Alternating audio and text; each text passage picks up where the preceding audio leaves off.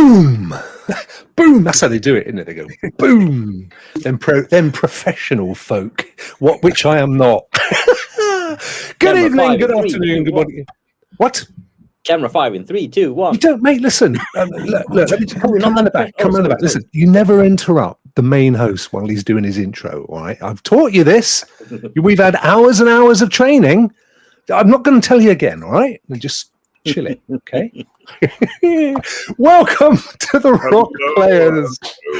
Someone's interrupted. Oh, Bjorn's gone. Look at that. Bless him. No, he's back again. It's all good. Thanks for joining. This is our weekly kind of serious cloud gaming show, which we've already blown. That was it. I mean, that part can come right out of the intro next week. Got it? For serious cloud gamers. Look at my amazing panel, ladies and gentlemen. Look at these fantastic folk. Well, if I just take them from my left downwards, we've got the beautiful William, which is SPG. No, it's simply porn, don't you? You've got to be a porn star, my friend. You can't be any old ugly. You know, you can't be any old ugly. Yeah, well, the only move I know. Look at that one. It's pretty good. That's a brilliant move. That would always work for me. Of course, to his left is our friendly fan from up north, young HOULTS. When I say up north, Stephen, I mean up north from where I am. But if you were in Manchester, you'd be down south. I'm not the true north, the northwest of England, but not the north. Yeah, I mean, you know, if you're from London or I'm right, I'm literally as far to the south of Britain as you can get before getting your feet wet. So, you know, from my point of view, you're very northern. And I'm just an arm stretch from getting my fingers wet. Are you? I don't know if that's a good thing or not. I don't know what that was a reference for. Video game show, right? What I meant was, I've got the Irish Sea next to me, and it just came out the wrong way. No, listen, it's the influence of having my rock show boys on the show. You know, this is what we do. This is listen, right behind you. I'm absolutely honoured for the first time ever on one of my shows, the most beautiful, mostly Martinez. Woo! Round of applause. Woohoo! How's it going, my friend?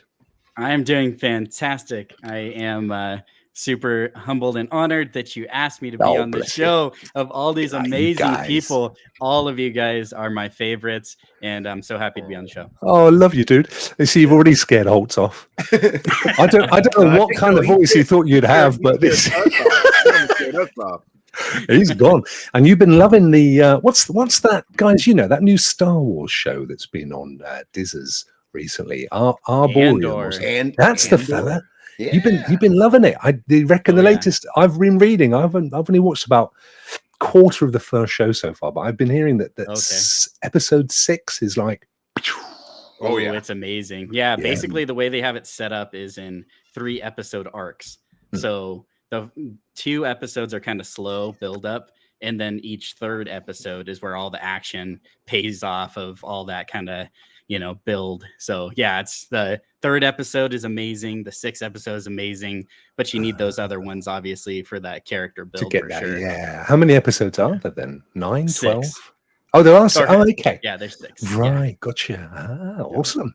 Because if you didn't know, my good friend Martinez mostly does an amazing Star Wars podcast, don't you? Mostly, what's it called? Mostly Star Wars. Of course. I knew that really, but I wanted him to let you tell you. It's all right. I will be putting Martinez's, which is not your real name, but I'm just, you know, I mean, I know your real name, but we'll keep it like Martinez is my real name. Oh, is it? I thought it. Well, we'll keep. I was going to say we'll keep to CB Radio Buddy handles. Mostly isn't my first name, but Martinez. I thought it was. I thought Martinez was your surname. I thought, you know, your mum had been cruel, my friend. But there's nothing wrong with that. I'll put the links in the chat. There are some Twitter handles down there already. But I'll be putting proper links because you do want to catch that Star Wars show. If you've got any interest in Star Wars whatsoever, it is amazing. So thank you so much for joining us today, my friend. We won't be doing any more Star Wars. I just need to let you know. But I thought I'd help ease you in by getting it out there at the front end. Martinez, you're never going to guess who sat to your right. He's only the one and only, the Oscar-winning star of stage, screen, and Greyhound bus. Yes, it's Ray 3473. There's the gaming onesie. Woohoo! Sideboard. Oh yeah, sorry. What's going on, people? Good to be mate. here. What's going on, chat? Great to see you, fella. And because I miss not having you on this show. You know, you and I were like Ebony and Ivory. We're like Paul McCartney and Stevie Wonder. I know. I have in many ways. Daddy duties and other stuff I do, but I did have the opportunity to be here, and I'm like, boom, I'm here. Oh, bless you. You know, mostly Martinez and NinjaGuy X, and you know, I'm glad. Ah, well, and HOULTS and the other two guys I like as well. They're okay. Yeah. I mean, to be honest, a lot of seat, really. We were sort of the long back ends, and they're all right. I found them busking under a bridge, Ray. Awesome. Got every last one of you guys on this panel. I love you to death. You're awesome. Yeah. Love you. Bjorn plays a mean lute, you know, like a medieval lute, not like a lute chest. He does those proper kind of medieval, almost semi-Viking tune. Oh, here we go. It's coming out. Here it is. Look. I was at the Sherlock Holmes of Sweden. Talking of which, elementary, dear Bjorn. Good to see you, my friend. How are you? I'm good. Been a long week, so good to finally be back in the seat. We're almost at the weekend, dude. Yeah. We haven't got far to go, and everything will be good. Now, we do have a seventh guest who will be joining us later. I see him in the chat. Where? Oh, in the chat. Is he in the chat? He's in the chat. At some point, he's also joining us. And it is, of course, the amazing NinjaGuy X. Jean-Luc Picard is his real name, if you didn't know, by the way. And he is amazing. And not to be mixed up with the Morris. Yeah, Morris. Yeah. Which, you know, anybody that would ever possibly call him that would be an idiot. Let's be honest, Bjorn. No, I would never do a thing like that. Fellas, as is the norm with the show, what we do is we have our little hellos and what have we been playing and all those things that you see on shows like this. And then we have a little look at the kind of some select cloud gaming news. And then we have a big old debate and a discussion. And we got a great one lined up for today. So stick around for that. It's good fun. It is incumbent on me as well. Housekeeping stuff, as they say, when you go to theaters, to let you know about our big giveaway, which you've got one more day to get into. We are giving away, you're not going to believe this, chaps, because every time it comes out of my mouth, I have to think about it, because I don't believe it myself. It's just you know, we are giving away an NVIDIA RTX, GeForce Now, has too many words. I can't look. I want to rewrite the script, okay? So wait a minute. They're not Do it on the fly. If they're sponsoring you, they want you to get all that out. I've got all right. They want you to get it all out. Can't wing it. Take two. So, an NVIDIA GeForce Now RTX 3080 for 3 months, that's 90 days of 3080 goodness, 4K 60, 1600, 120. Oh, it's amazing. And I am personally going to put in that pot, just for you, my dear watcher, a copy of Steel Rising from Steam, an amazing game. I finished it this week, fellas. Nice. And you're not getting my copy because this is a fresh one that you'll get the code for. So to join the potential to win, there's a couple of ways you can do it. One, like a lot of my friends here, you can be a Team Rokk member. And being a Team Rokk member automatically gets you into every giveaway. There's a big one every week. So, you know, why wouldn't you do it? Number one. Number two, all you got to do is subscribe to this channel, which, to be fair, you probably already are. I get that. If you already are, make sure you subscribe to these fantastic folk here around me. That's really important. Somebody has to get that sub that you're burning to give away, all right? Secondly, like this video, leave a comment, and then DM me on Twitter at Rokk Show, all right, to let me know you've done it. And follow me if you don't already. Otherwise, you're not going to get the DM to me, and I'm not going to add you to the massive Wheel of Fortune. And it is going to be huge tomorrow. Going to probably be up to about 100 folk. That's it, guys. Housekeeping done. Thank you very much. That's an amazing giveaway, though. Somebody who's never checked out the 3080 tier can also check out an RTX game and turn that ray tracing on. That's amazing. You got it. I was playing Cyberpunk last night on my RTX 3080, and it looks sweet. It looks amazing. Oh, Cyberpunk on the 3080 is just to die for. Right, absolutely stunning. Fellas, so what have you been playing this week? I would get this bit out of the way. It's just kind of what you do on these shows. It balls the hell out of me, but I'm asking anyway. So, William, what have you been playing this week, my friend? Oh man, I've been playing some Shadow of War. Yes. Yep, loving that game. Tearing it up. But I'm looking forward to Scorn tomorrow. I think that's the very big one, man. Very excited for that to hit the ground. Yeah, Ray's looking forward to that one as well, aren't you, my friend? Oh man, I love sci-fi, run around, scary corridors, and stuff. Do you guys know much about the gameplay or how big the game is? Or I don't. I know it's a first-person atmospheric game, so don't expect like Doom levels of action. It's got a lot of puzzles in it and stuff. Yeah. It's really something you have to experience. I think that's from what I've heard. It looks like Aliens to me. It looks like HR Geiger, art and stuff. It's like all the machines have like a biological meat texture to them. It's just going to be grody and fantastic. I can't wait. Wow, yeah. Bjorn, do you got a game you're looking forward to coming up in the next few days? Or not really, to be honest.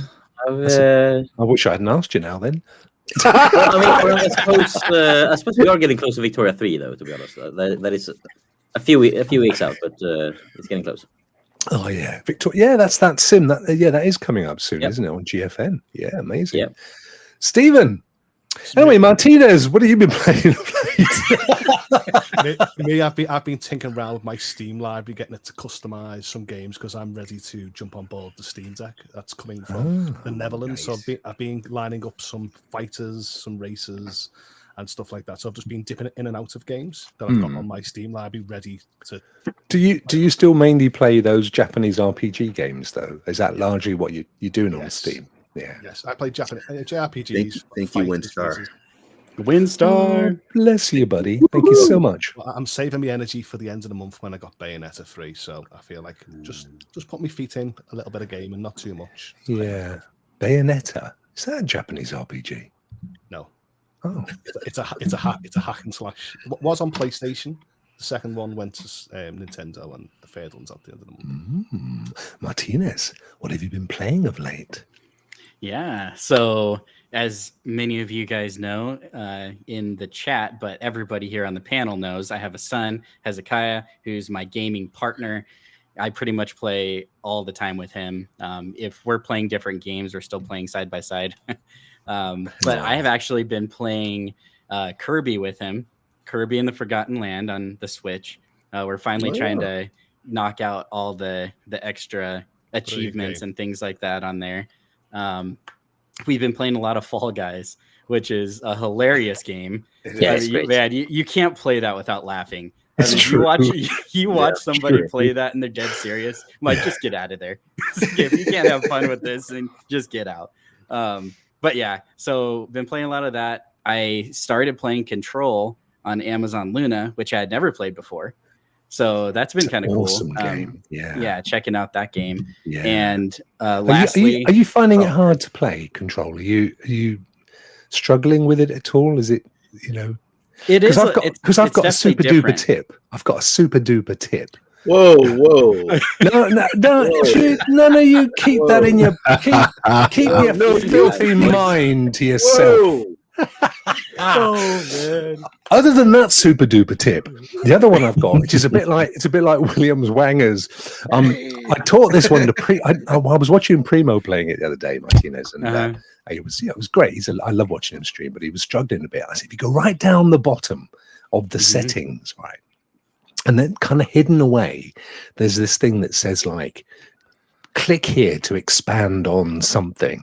When you open it up, you've suddenly got God roll control, so you can sort of make yourself completely impervious to getting shot, and everyone else is a one-hit kill when you shoot them. And if you whack all that stuff up, my friend, and you are a god, you never die. Okay. But you know, I played the entire game that way, and it still took me weeks.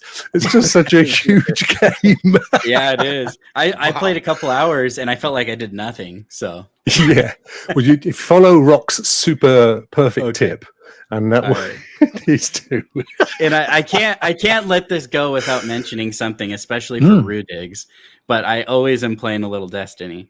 So I'm sprinkling that in, on PC, still Stadia, and kind of around there. But yeah, I've got to get back into Destiny. Am I right in saying that there's the end of the season this coming week, the current season? Is it coming that quick? I don't know. Maybe. I know. I know Festival of the Lost is coming up. Oh, maybe that's if you what guys it is. seen that, but that's pretty cool. The armor sets are like Transformers. So that's cool. Pretty cool. Oh wow, yeah. I love those seasons. No, it's not that. See, Rudigs is upset now. All right, mate. I'm sorry. I'm sorry. I'm surprised he didn't do it in all caps. Yeah. I think the boss would have stopped him though. Yeah, exactly. Yeah. Brilliant. Who have I missed? Has everybody told us what? Ray. Oh, mate. Last, but the most important. What have you been playing? I am lost in Cyberpunk. I beat it on Street Kid. I'm doing it on Nomad. So I finally got the Porsche, and the Porsche. Oh my god, I love riding around Night City in that Porsche. It looks amazing. Is that a new thing, that Porsche? Then no, that's one of the. I don't want to spoil it for nobody, but that's one of the. It's Johnny's cars. It's a legendary one. Silverhand's car, and Silverhand's. And I was like, wait a minute, I didn't get the Porsche when I did Street Kid, but I finally got it in Nomad. No, because you can miss Johnny's car, his pistol. There's a few things you can miss in the game. I got his pistol, and I also has his friend's pistol. I got both them pistols. Sadly, I'm not buying this game again, so I'm not going to get "Don't Fear the Reaper" achievement on my Steam, which hurts my feelings a little bit. Well, I'm losing that.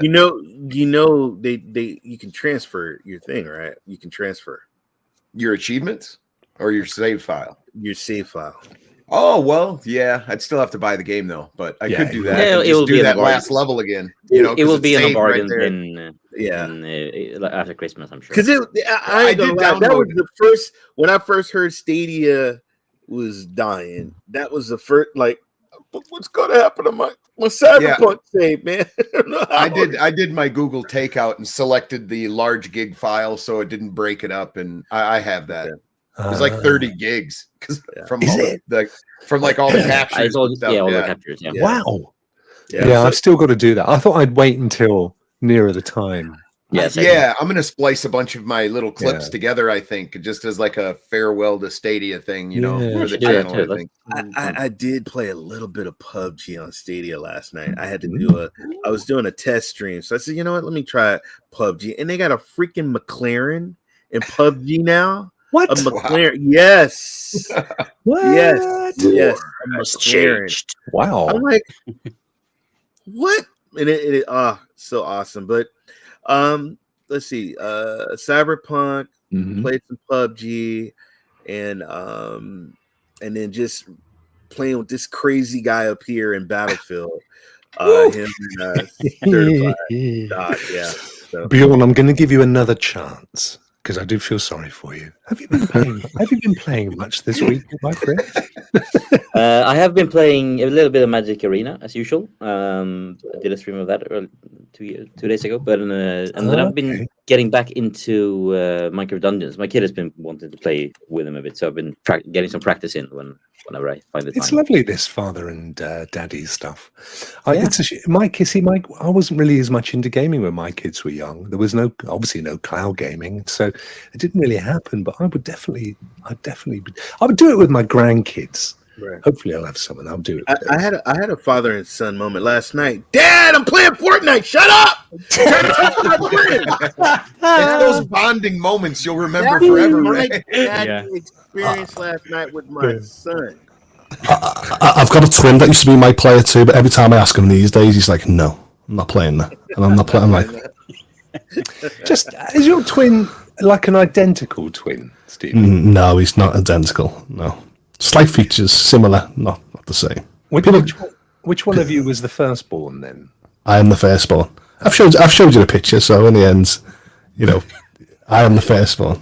I am the firstborn. I know it sounds a little Game of Thronesy. I am the true heir to the Iron Throne. So that's it. Poor old HOULTS. We went through this whole game thing before we went live, and I said, "Oh, that's perfect." And then in the chat they've been going, "We can't hear him." So he's now whacked it up to the point that we're all dying from tinnitus, but everybody out in the chat is like, "That's better." Is that better? That's all right, HOULTS. We just won't ask him any questions. All right, this is the best thing. Oh dear, oh dear, oh dear. Let's get some news up. What have we got going on here? Let's first piece of news is the most probably the most contentious. I know, Ray, you were we were talking about this just before we went live. Let's get it up on the screen. I've got it here twice. Let's get rid of that one and we'll put this one up instead. Yeah, there's that whole question mark. Is it too soon? Yeah, I know. So for those of you that don't know, and if you don't, you've been under a rock, quite literally. I'm talking of which, move my logo over there. And that is, of course, that Google have announced some high-end, for them anyway, gaming Chromebooks. And these actually, I didn't think these were too badly priced. If we just talk objectively about the kit for a second, then we'll talk about what it means from an ex-Stadia player. But actually, I thought they're between $400 and $650, which is maybe $100 more than a comparable Chromebook of a similar tier. But you get that whole 1600p stroke 120 frames per second, which gives you options to play 3080 at its top output. It comes pre-installed with Xbox Cloud Gaming and also a 3080 trial. I think 3 months of 3080 from GeForce Now. But out of all of those, of course, only GeForce Now is going to let you really taste that high res and those high frames, isn't it? Because the rest are all 1080 and no higher than 60. Am I right? Yeah. Yeah.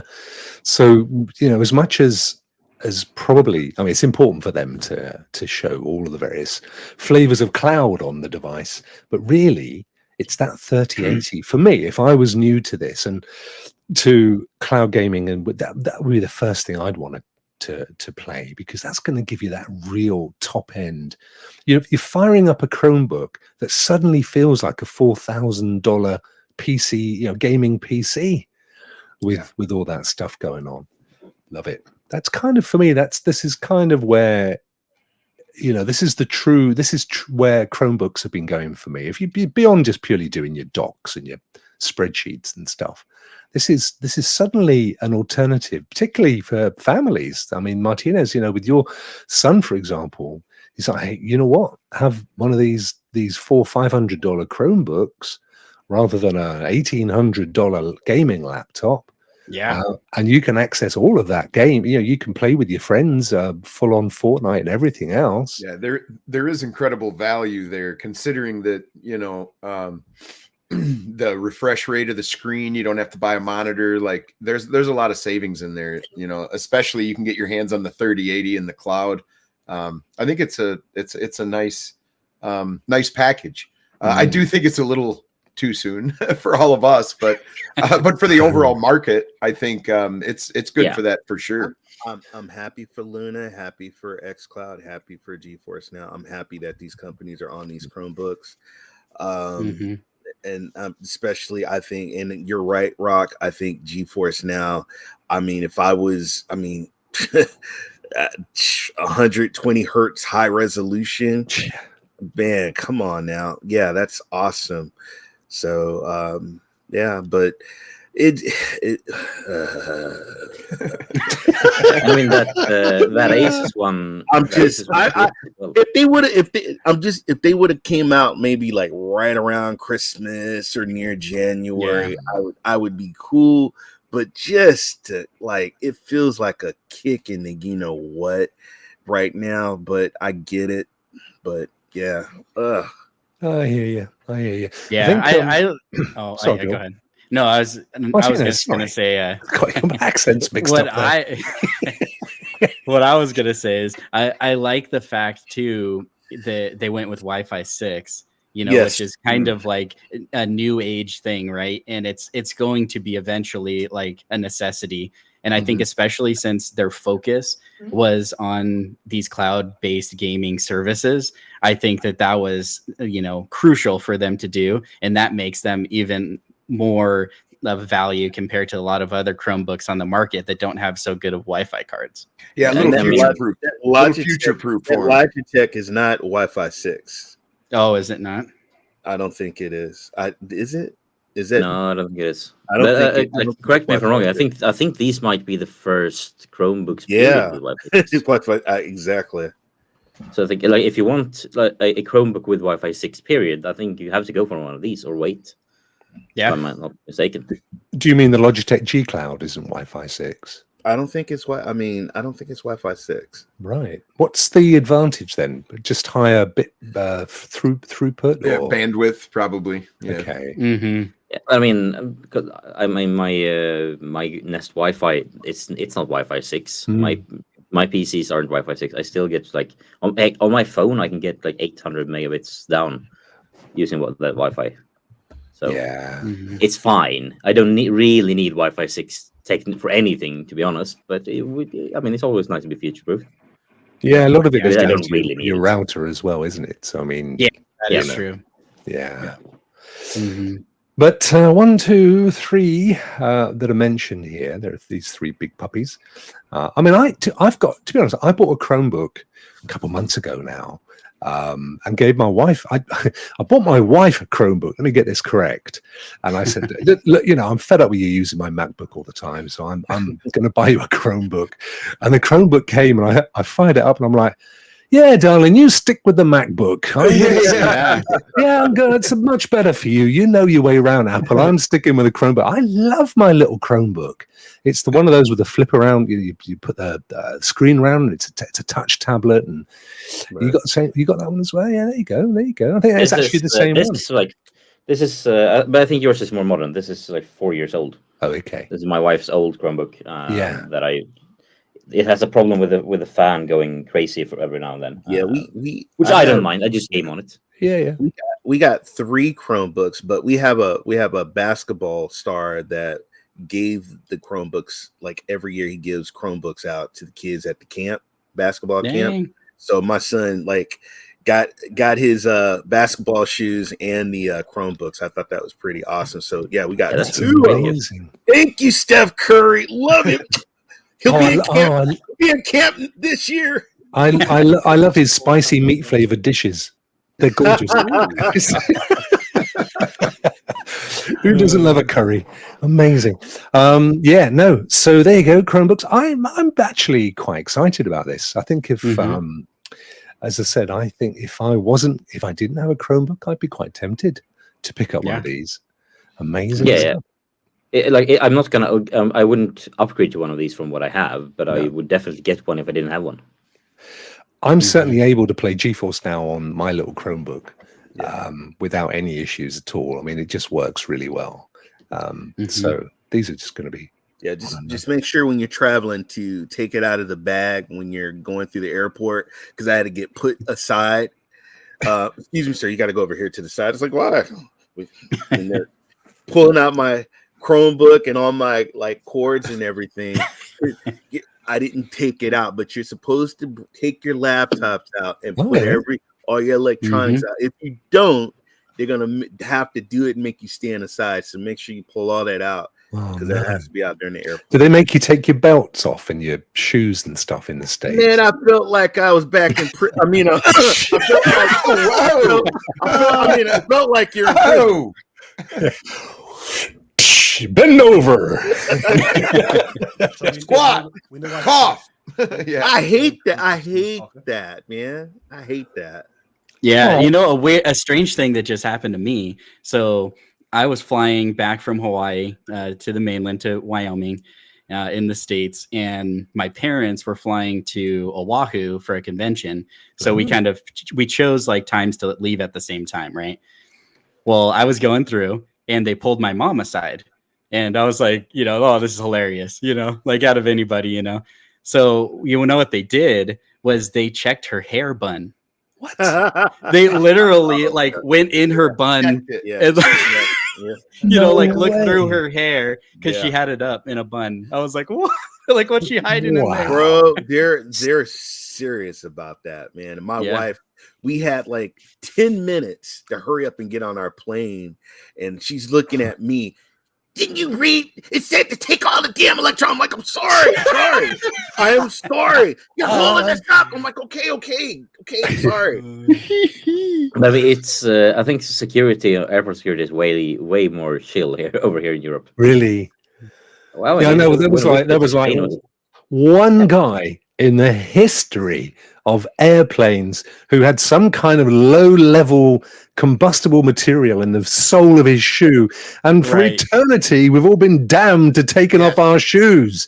It's like people are getting shot every 5 minutes of the day, and nobody's saying leave your guns at home. What the hell?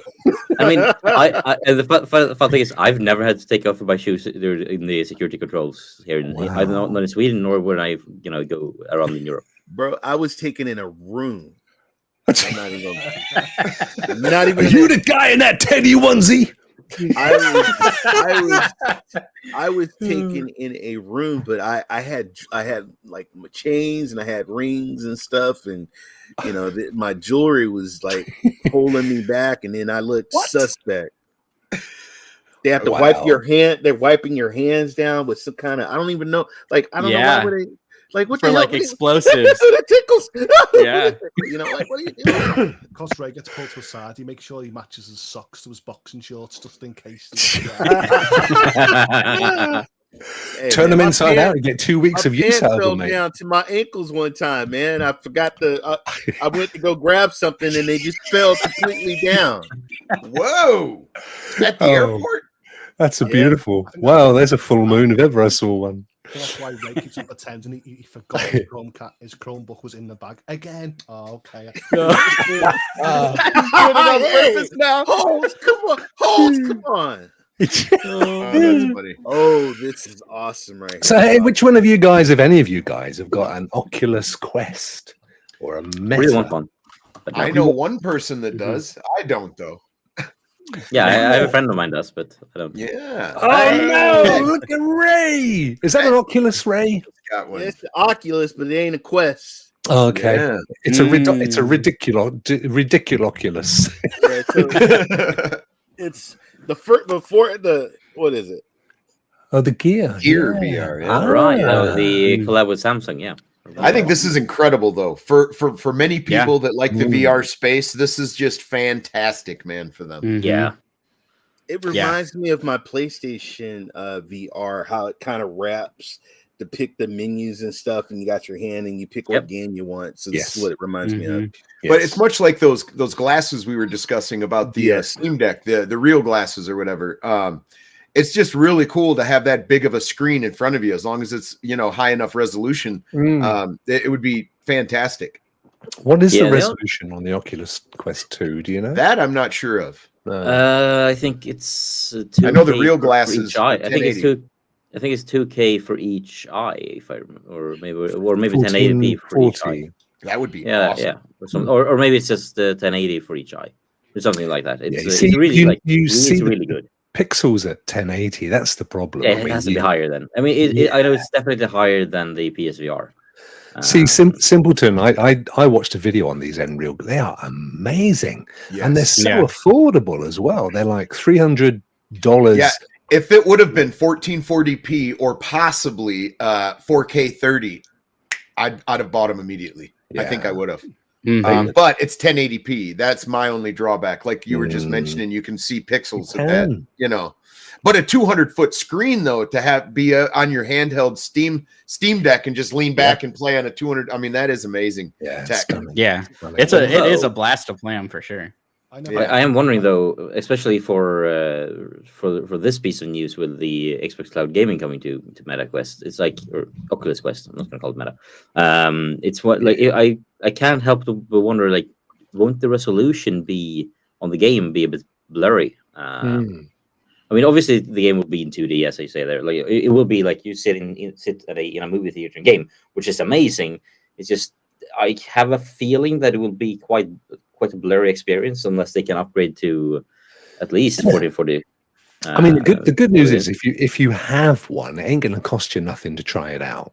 Yes, right. You know, as long as you've got an account, obviously for Game Pass, you may as well install it and give it a go. Definitely.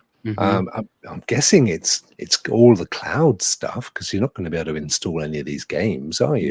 No. So it's just very interesting, man. It shows that what direction they're headed in, and they are investing in cloud for sure. I can't wait for them to flip that switch and upgrade just a little bit. Just just a little tad, get a little more stable, and then it'll be off the chain.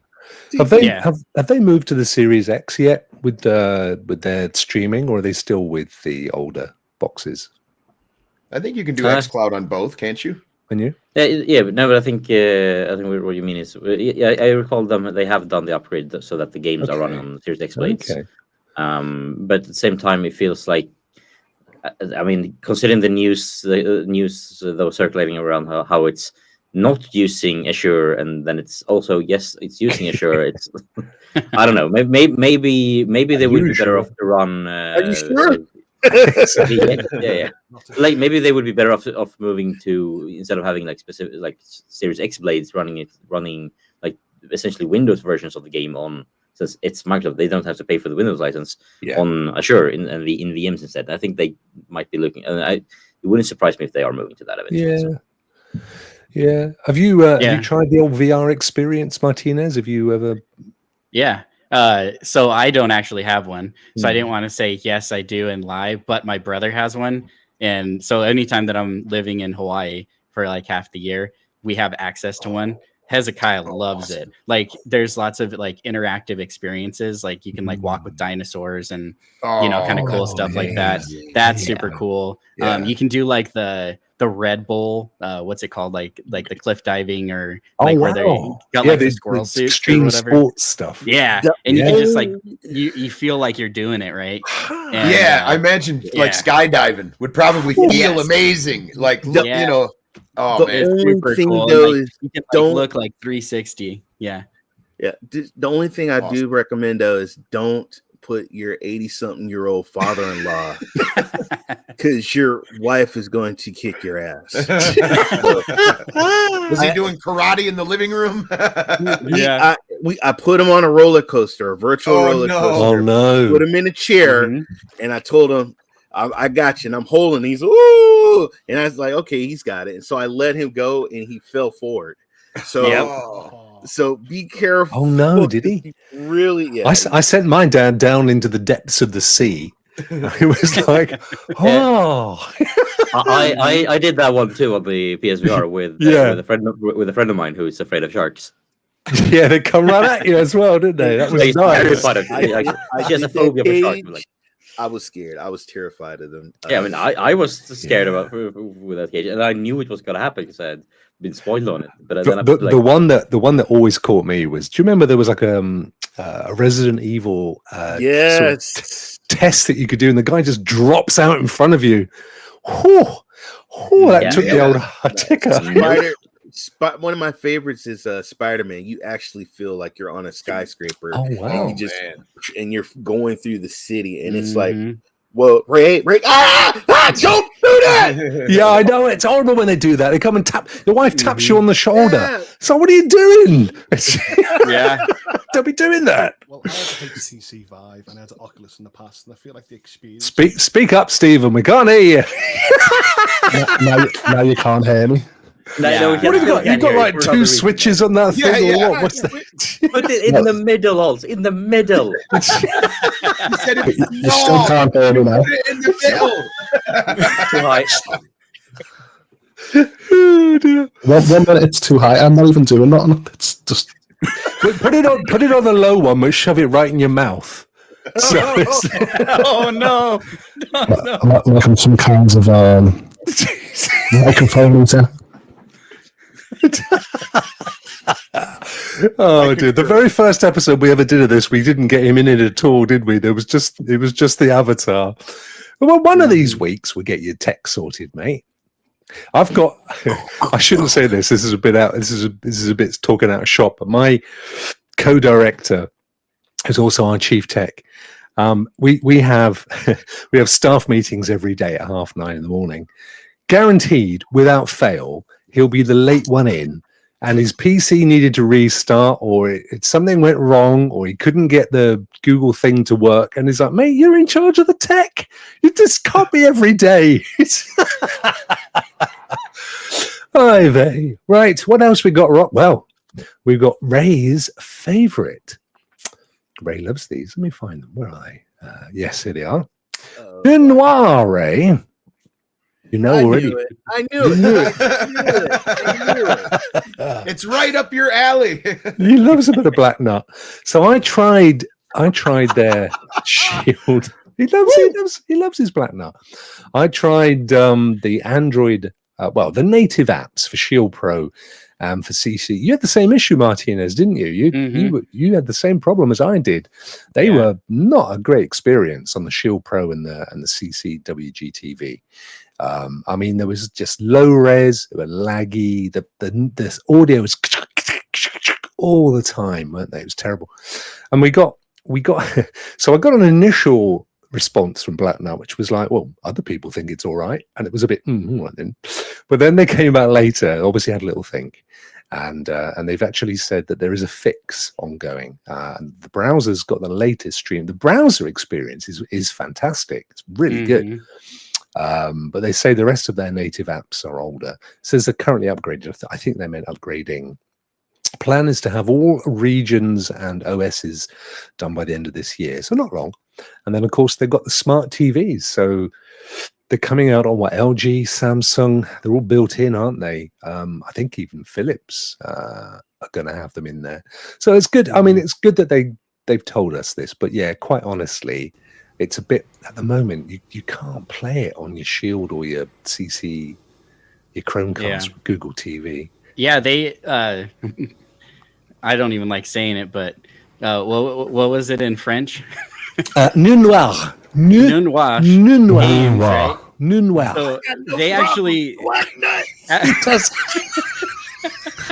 But anyways, they actually DM'd me after when we were talking about all this, and they said that they're super excited that so many Stadia players are jumping over and trying out their product.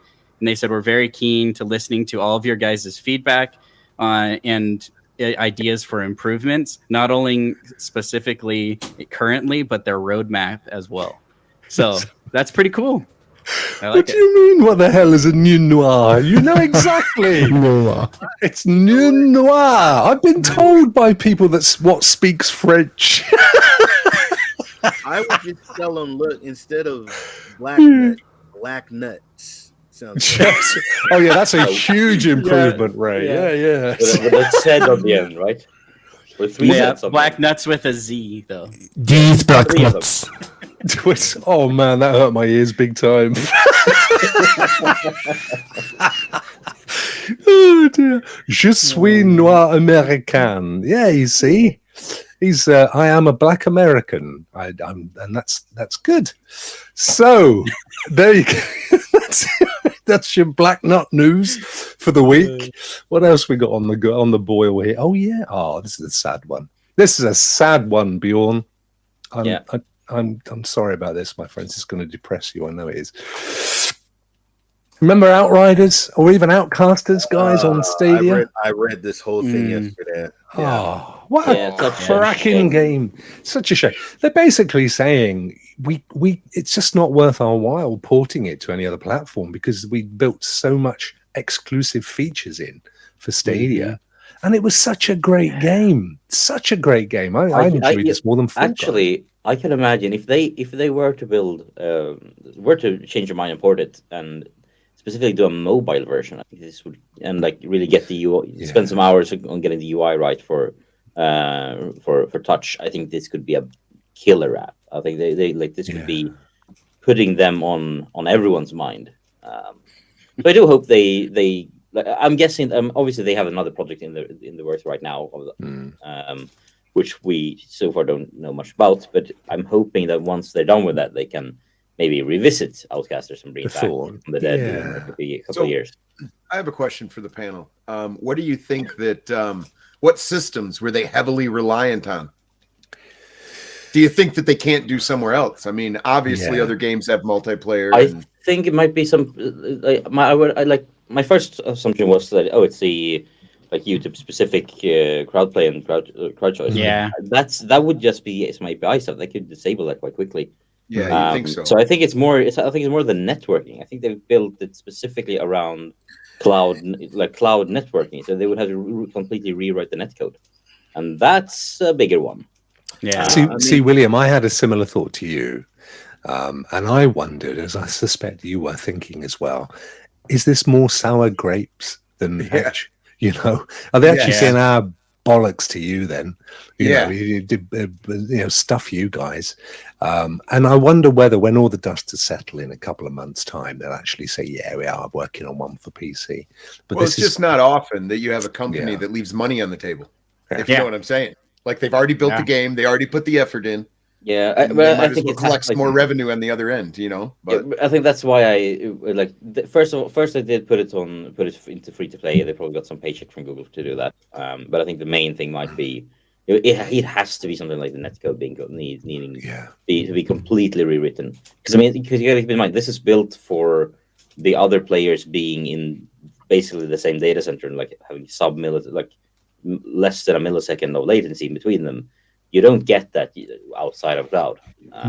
True. So I think that's the big thing. They need to rewrite that completely, which changes a lot of the gameplay loops as well. I'm sure that they would then have to tweak, and so it's probably several hours, probably 100 hours easy to do. And I'm guessing they don't have the money to do that right now. And they probably don't have the feeling that there's a lot of money to be made either, putting in that work and then transferring it over. But if they did do free to play, I don't know. It just kind of reminded me of Fall Guys and those other types of games. Free to play with a battle pass and some cosmetics. Cosmetics. And like a multi-platform, like on mobile and consoles and PC. And that's an even better question. That would be great. Yeah. So do we know of any devs that are still getting any form of revenue at all between now and January? Like PUBG, are you able to still buy coins? Are you still able to buy gold bars in Red Dead Online? I don't know that you are, you know. Yeah, I haven't tried, so I don't. Yeah, same. It's very interesting because I think all of those purchases are getting refunded. So if you went into Rainbow Six Siege, and you bought a whole bunch of cosmetics, you get that back. And with like a game like Siege, you could double dip and you could keep all that stuff because it's crossplay or whatever, cross progression. See, that's the interesting thing, isn't it? Because the devs aren't giving any of their money back. So essentially they're going, this is great. They bought Cyberpunk once and now they're going to buy it again. We've sold everything twice.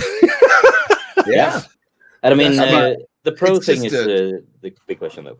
Will they get it's just such a huge move. Huge move. Well, it was got to be to do with avoiding litigation. I mean, there can be no other reason for it. I'm sure they didn't wake up with a tinge of guilt, thinking, "Oh, poor old stadiums, let's give them their money back." You know, and I'm sure. No, but I bet you they're kicking themselves in the pants for not being the Netflix of gaming at this point, though, to where they could go, "You didn't buy anything. Get out of here. We're shutting down." You know, Yeah. they could have done it like that, but Yeah. And I think, David was specifically asking about the profit sharing. I think they, obviously they have a contract with these developers. They will have to keep paying them for the amount, for the amount of time people play, for each play session. And I'm guessing they are either sending out communication or planning communication about this, or they have already done it. How they're gonna stop those contracts. I don't know, but it may have been the case that there were different kinds of contracts. So these guys may have got 4 million upfront to develop a unique game. For state, and that was it. No additional pay per play or anything. It was going to be a pro game from day one. You sign it over to us. You can have creative rights on it and so on. And it may be that there was a non-compete which said they weren't allowed to build it for any other platform. Probably. And it's not worth their bother from legal perspective in paying lawyers to try and unroll that, which is, you're not going to say that in an article like this because, Right. But that's highly possible. It may have nothing to do with the ability to port it and everything to do with. I mean, and then again, just because you own the IP doesn't mean you're going to do something with it. All kinds of stuff get, abandoned for years and then brought back up. So, but let's not also forget that the devs who didn't get a chance to make any money and whose the author game was getting ready to come out next month or the next week, and it's like they had to look in a tweet, they had to look on someone's blog and find out that the company that the game they were building shut down. So David P he said, I'm more referring to the pro profit sharing model. I think that was over as soon as they stopped collecting the $10 a month. No, that's where I think the contracts for at least for the people who signed on after they announced that model. I think that if you have a contract from after that model came in place, I think you kind of have to they have to be paid still for the session for each session someone plays. So I mean, if I'm assuming that they unless they would be Google goes we're tearing up the contracts because we're closing down. So there is a shutting off the contract early fee that we then have to pay you by law. Somewhere I read that that Stadia ran on redundant kit and network that was already there. It wasn't being used for any other purpose, and so essentially it's already paid for. And if that was the case, and it's a big if, I can fully understand why they might decide to drop the pro model, so they're no longer paying out all these dev fees and stuff. And I get that, but I don't see why they dropped the free tier model or the store for that matter, because they must have been getting a percentage of sale. And if it wasn't costing a great deal to run the networks themselves and the tech, for me, it just feels like there wasn't a huge amount of thought that went into the whole "let's kill this off" thing. Yeah. I don't know. I mean, it's a big move. I think the bean counters got together and had all kinds of projections that didn't look great, and they just decided. But I mean, for a company to replace or refund hardware, to refund every game purchase, I mean, it's just massive. Such a massive decision. I think it's going to be a while until we find out a little bit more about why it happened. I agree. But I think it's the only reasonable explanation I can come up with, for why they would do it the way they did, is if Sony or Valve or both of them were we want to release a cloud streaming platform using your tech, but we don't want to do it while you have a competing platform yourself.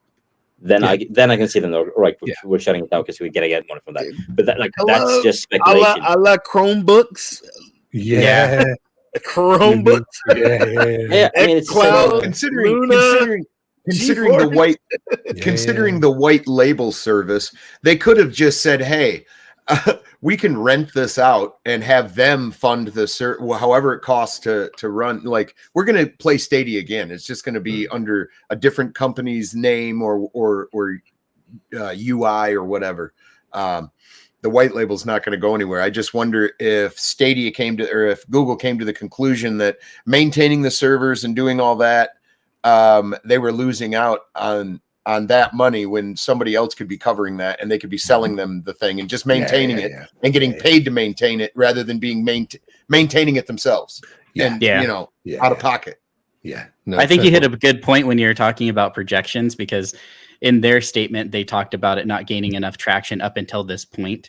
But I think the bigger thing is they are looking to the future, because it doesn't make sense for them to basically cancel it when they did. The timing was horrible. Everybody knows that. Everyone that made the decisions, the devs and all the players know this was just horrible timing. So the only thing could be that they saw where the future was going and they didn't want to be included, or like you said, like compete with where it was going. And the other thing is that I think is kind of interesting about the whole thing is, since they are giving refunds, like many have said, it could possibly be because they don't want lawsuits, and that makes sense. But the other thing is, I feel like Google is also saying, which a lot of people are still saying they don't want nothing to do with Google, but they're saying, look at it as that you rented it. You rented all this stuff. You got your money back. It's not like you just wasted your money. We closed the service and you lost everything type situation. So I think there's probably a twofold reason for them specifically giving those refunds to everybody. Do you think then that in their minds they were like, how can we keep goodwill? How can we retain our, because these aren't just Stadia users, these are Gmail users and so on. And they thought, we'll give them the money back. Only people were like, yeah, thanks for the money, but they're releasing brand new phones in the wake of this announcement, brand new watches, tablets coming out. I mean, they have all of these other things coming out. I don't think Let's Be Nice was part of the conversation. I highly doubt it. Let's throw them a bone here. No. Yeah, and because here's the other thing. Think about the Chromebooks. Is what they were thinking. Right, exactly. Because you think about these Chromebooks, right? And if people are like, okay, I can get a regular laptop and play these, these cloud services, or I can get these new Google laptops to play it, there has to be something there. It was crazy timing. I feel like it would have been a little bit more shady for sure. But if business perspective, I would have been like, let's wait until after, the launch of all of our new products, our, our live event, our, our huge cloud event that we're holding, all of these new Chromebooks getting announced with all the different partners. They should have waited till after that. And here's another thing, I mentioned that the 3 months of Stadia staying on and being active isn't a good, like a thank you or a, hey, we're doing you a solid. What it is actually, Jeff Jeanette kind of broke it down for me a little bit. They're trying to spread their loss over a few years so they can write more of it off and not take it on the chin. That's why they're going all the way into January. It's just interesting.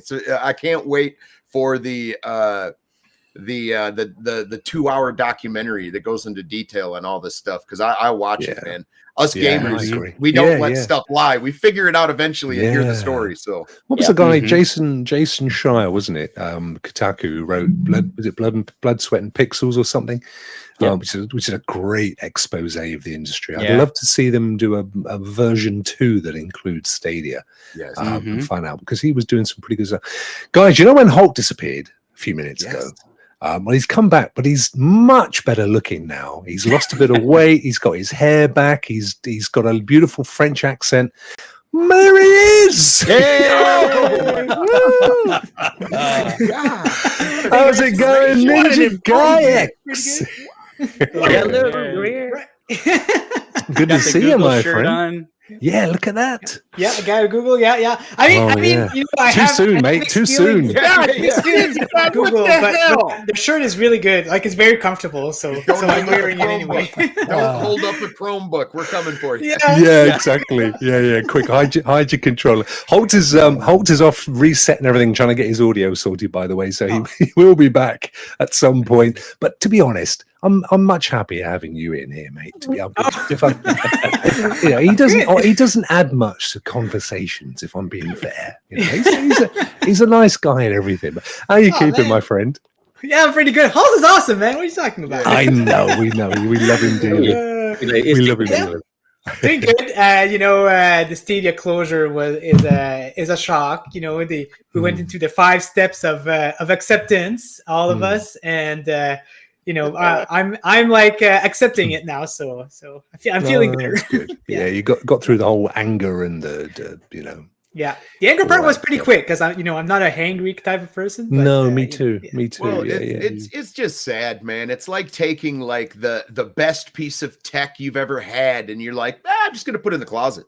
Yeah, I know, right? Closet. I'm not gonna touch it. Exactly, and we're not frustrated about the Stadia employees, or the developers or anything. We're just frustrated about the decision makers on top that decided to do that. It's like from a personal standpoint, I don't get why they did it. Like I sort of get it in a sense. I get several theories at least, but I don't get why they did it. I don't like that they did it. But at the end of the day, it's done. It's happened. There's other options. I'll manage. Yeah, the shock is over now. That I think is the key. It was the shock. Yeah, because I know there's one camp that was like, absolutely, it's going to happen, and and every broken clock is right twice a day. Yeah, but everything was suggesting it wasn't going to happen. In the same way. Yeah, even those of us that had connections with people from Stadia were not picking those vibes up. We were hearing the opposite. Turkey was coming and it was going to come out in Mexico and Brazil was going to be happening, and it was just we're going to have webcams coming soon so you can use features. All of that stuff was being said behind the scenes, and then actually it's dead. No. Go on, Bray. The writing was on the wall when the whole Ubisoft, the Assassin's Creed, and when you saw Stadia, and then something's up at that point. Yeah, when Ubisoft wasn't bringing their new titles. Yeah. I must have known.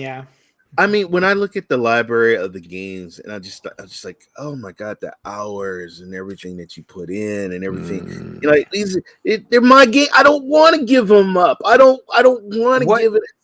You know what? I just thought of something. They were giving us the last DLC for Ragnarok. Did that come out already? Good question. I haven't seen it. Because I would like to finish the main story before forever. I got like 200 hours or more into that damn game. Luckily, that has cloud saves. So Ubisoft Plus, and then over to get GeForce Now from me. All you got to do is just tune in to Bjorn. He'll give you a saga for 3 hours on Ragnarok, mate. I can even do it. I can even do it in Swedish or Norwegian one. I was excited about Hot Wheels, and I was getting ready to purchase FIFA 23. Yeah, you were. FIFA 23, and then I got a note in my DM, and I was like, "It ain't the first time. Stadia's closing. Oh God, right? Yeah, whatever. Okay, let me see what news." And then I looked, and I started reading, and I punched the wall. I had my tears. I'm starting to think of all my friends that I play these games with. What are going to happen to the friends that I play this platform with all over the world? Where's my friend? What's going to happen? It was just it was a horrible time. There's no question of it. We've actually got one more piece of news before we move on to the discussion. I'll just pull this up. Here we are. And I love the fact that it's by Thomas Franzipants. I think that's a beautiful name. I only spotted that a second ago. Now, this was, of course, young Phil Spencer. He's kind of in the habit of putting these photos out there. He's cheeky. He's a cheeky scamp, isn't he? He really is. Now, he did this because it was the 25th anniversary. I couldn't believe that, of Fallout. And then people spotted up at the top, whoops, I've clicked the link and it ain't going to work for you. Let's go back. Was this kind of baby-sized Xbox next to a controller. And of course, they then said, hello a minute, this looks very much like that streaming device. The funny thing is, I was thinking this thing was going to be more like a thumbstick, like the Fire Stick. Like a Fire Stick, yeah. Yeah.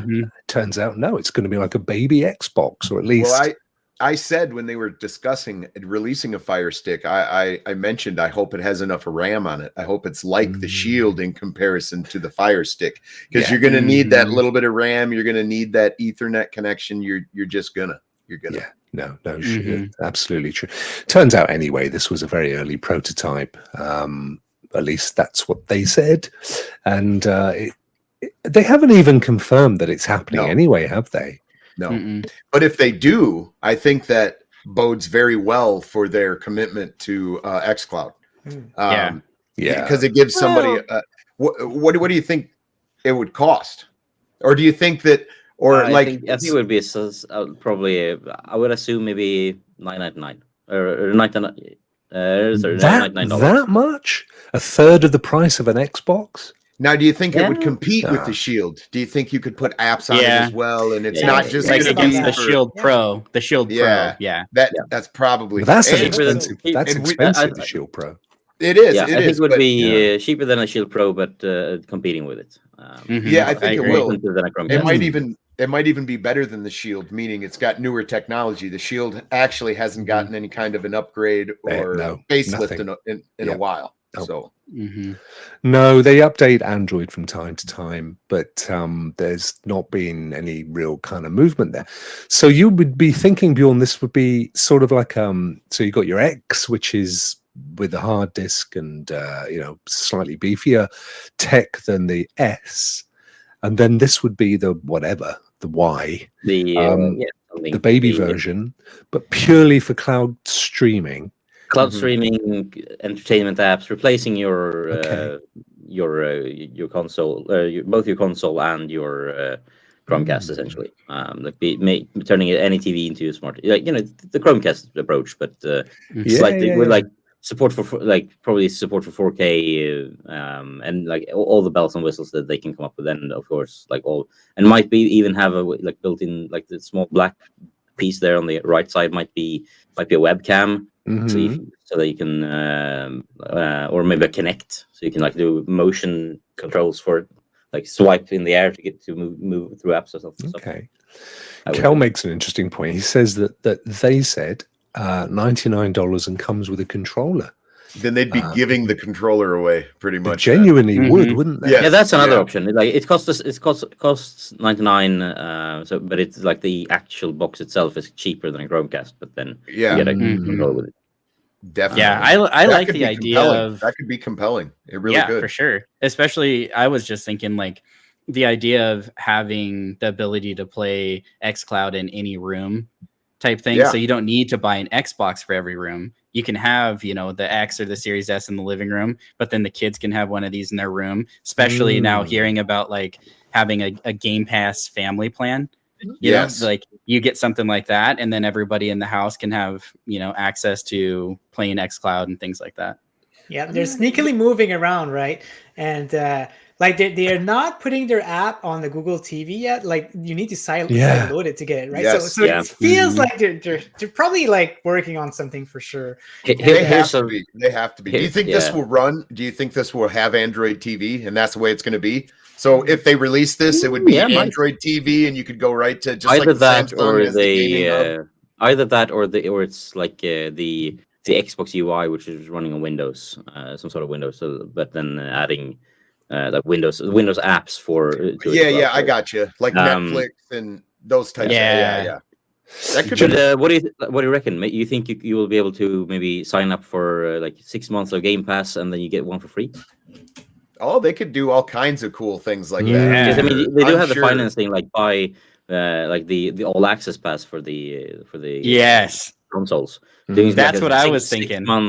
6 months of Game Pass Ultimate, you get a controller, you get a box to put on your with your TV. See, I'm That already- and could if it goes hand in hand with them upgrading and stabilizing all of their stuff, man, it could be absolutely that could be killer. A banger here. Yeah, They're you think of dangerous. those tiers, right?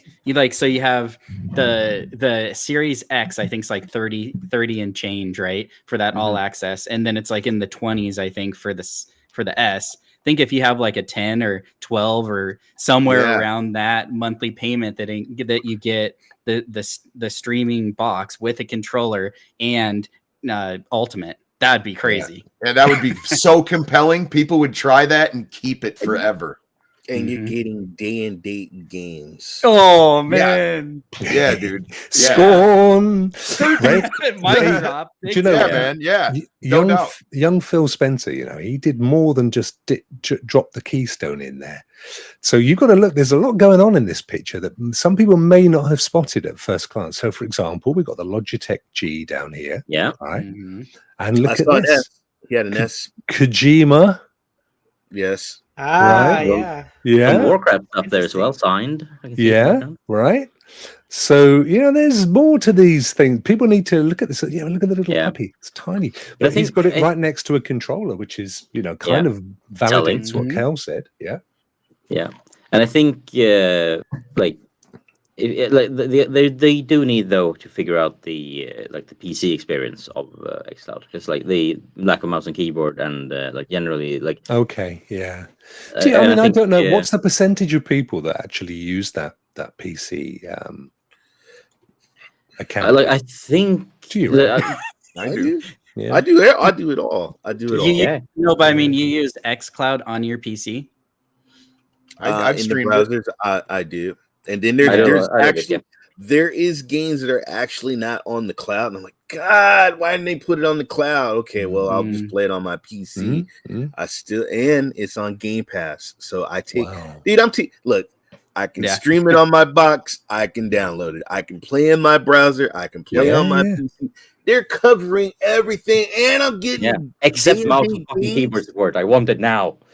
Yeah, And I- yeah.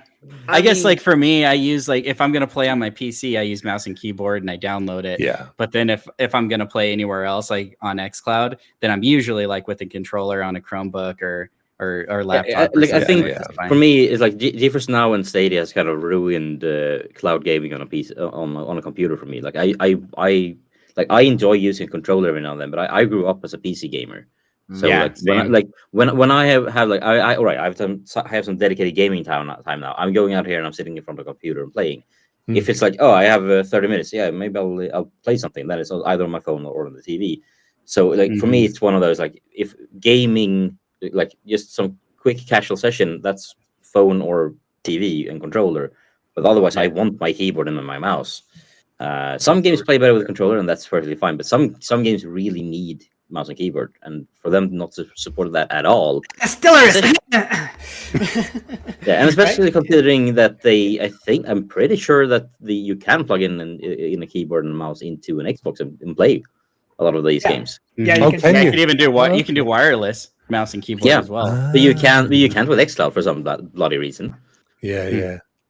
I have no idea why. Swines. This actually takes us very neatly to our discussion, chaps. I just want to check before we move into this. Martinez, are you okay to carry on, or do you need to? Head out? I got a few more minutes, and since Yeah. you're talking about a discussion, I need to hear what this is involving before I okay. leave. I'm Chaz, intrigued now. plans. So we were going to debate your show. No, we wouldn't do that. No, sure. no, we wouldn't do that. We wouldn't do that. What this is I kind of put a little article around earlier, and it leads with what we've just been talking about. This was I'm just going to pull this up. This was an interesting article I read not that long before we came on air, which is from T3. Which is T3 a global thing, or was it just a UK based? Have anybody else but me heard of T3? It doesn't ring a bell on my end. No, okay. heard of I think they're E3. yeah, E3. I think T3 may be a UK, predominantly UK based magazine. It's one of those that started as a big old tech magazine, and then moved online. Anyway, so they wrote this article, which was quite interesting. Microsoft is seriously outflanking Sony with cloud gaming, and here's how. And they make some points that we've kind of already touched on, or she makes some points. It's Carrie Marshall is the author. I'll quickly read it. It's not a huge article, but just so that our folks at home get a feel for what we're going to just talk about. So amid all the excitement of Mark Zuckerberg's latest magic dystopia helmet, I love that, you might have missed two interesting announcements. First of all, Microsoft's cloud gaming service is coming to the Meta Quest 2, which we touched on earlier. Secondly, Google's latest Chromebooks are being promoted as great for cloud gaming, and by cloud gaming, they don't mean the ill-fated Google Stadia. I know. Ouch. Microsoft Cloud Gaming is the hook here, just as it's one of the hooks. You see, this is the whole point. You've got the 3080, which, as I've already said, is probably the best PC experience, but it also is saying, and you can play your Game Pass here with your games as well. So the hook is Microsoft Cloud Gaming, and just as it's one of the hooks for Logitech's brilliant-looking cloud gaming handheld, which it was interesting to see in Phil Spencer's picture, because they're clearly taking it seriously. And that's not all. In the background, the UK competition regulator has expressed concerns over Microsoft buying Call of Duty developer Activision Blizzard, arguing that it could give Microsoft an unfair advantage over its rivals. It already owns studios including Bethesda, ID Arcane, Double Fine, Rare, ZeniMax, and many, many more. Late last year, we, as in she, wrote that Microsoft was massively outflanking Sony. Sony's revamped PS Plus, then codenamed Spartacus, was too little, too late. Xbox Game Pass is also now the only player in town in terms of mass-adopted cloud gaming. And Microsoft is the king of online cloud gaming technology. Now, that was, to be fair to them, as it says here, this was written last year. So, even then, it was probably not quite accurate. I have a bone to pick about that statement, because let me tell you something. Moving from Stadia as my only platform that I actually dedicated time on, and trying xCloud and GeForce Now, of course, I supplemented with that as well. But it is not as stable as Stadia. The technology is not on par with Stadia. It's not there yet. It's just not. I would love to say it is. I hear you. I did think that bit was anyway, not really the main point of the article. And this year things have really accelerated. If you look at where you can play Game Pass via cloud gaming, it's probably quicker to list the things it doesn't run on. It's on the Series X, the Series S, PC, Samsung tellies, Androids, iPads, iPhones, Chromebooks, handheld consoles.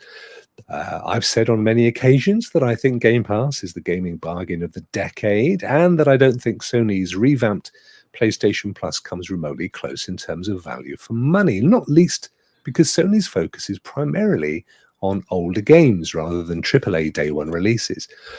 I think, as we suggested last year, we're seeing history repeat. Microsoft and Sony are approaching cloud gaming from completely different perspectives. Sony wants to sell you hardware and first-party games, and a big all-you-can-eat buffet threatens the latter. Remember how PS4 Remote Play was primarily seen as a way to sell Sony's smartphones rather than bring cloud gaming to everyone? That approach feels like it's still baked into Sony's gaming plans. Which is coming to the end now. Microsoft, meanwhile, doesn't care about hardware. Sure, it's working on an Xbox Streamer, which I presume she means the Keystone, but that's just a fun sideline, because all Microsoft really cares about is being the platform you use, irrespective of who makes the hard bits. That was true with MS-DOS in the 80s, Windows in the 90s. This is a good point. And the aughts, and with cloud gaming now. The PS5 is a spectacular piece of hardware, and I love mine dearly, but it's Game Pass that gets my attention 90% of the time. When I look at Microsoft versus Sony in cloud gaming, I can't help but think of Sony as the protagonist in one of humorist Jack Handy's deadpan gags. Even though he was an enemy of mine, I had to admit that what he had accomplished was a brilliant piece of strategy. First he punched me, then he kicked me, then he punched me again. So there's a few interesting points, not least of which is obviously it's written from an Xbox fan's perspective, which is fine. And that's not really the point of the debate. But I did think the points that I wanted to talk about were, where versus Sony versus Microsoft. Microsoft seemed to have their cloud gaming strategy written large on their sleeve, whereas Sony kind of feels like they're almost embarrassed about it and getting dragged kicking and screaming. Who wants to pick this one up to start with? I want Ray to start this one, because I think he'd be probably the best, the best knowledgeable person into this. I have a feeling because he used all the cloud services, right? So and I have Game Pass, and I'll be honest, I looked at my upcoming PlayStation Plus games, and I already have them physically, or I could play them in the cloud. And and we're getting Scorn tomorrow. We just got another. I mean, there's there's other games coming next week. killing it. They're killing it, and Sony knows they see this. And I'm telling you, once Call of Duty gets on Game Pass, some of these Activision games get on Game Pass. And they're just, but we got God of War, and we got awesome games, not taken away from Sony, but Sony, you're gonna have to do something, because I think they're killing it. I'm sorry, Game Pass is killing it. I've saved so much freaking money. I mean, good Lord, if I was gonna get Scorn tomorrow, I'd probably have to pay what 60? Sure how much it is actually. It's on the cheap side, actually. Yeah, it's not as much. It might be 40 to 60. Yeah. Well, guess what? Game Pass, I didn't have. Game Pass, I didn't have to pay. I mean, I'm just paying my subscription. Is what I'm saying. Yeah. And they're worried. They're worried, and they should be. But I mean, xCloud is so compelling, man. They didn't. I mean, you want me to try. If I was the judge and I had to make a decision, I said, I would listen to both parties, and I would say, you know what, Sony, you got to step up your game. You're sitting on a bunch of IPs, a lot of IPs that you could bring back. Yeah, that could talented studios as well. I mean, you got some of the best studios. You can do it, And I think Sony, hopefully they'll do something, but also you need to do something for your customers, your consumers. And right now, Xbox is doing it. They're doing it. So yeah.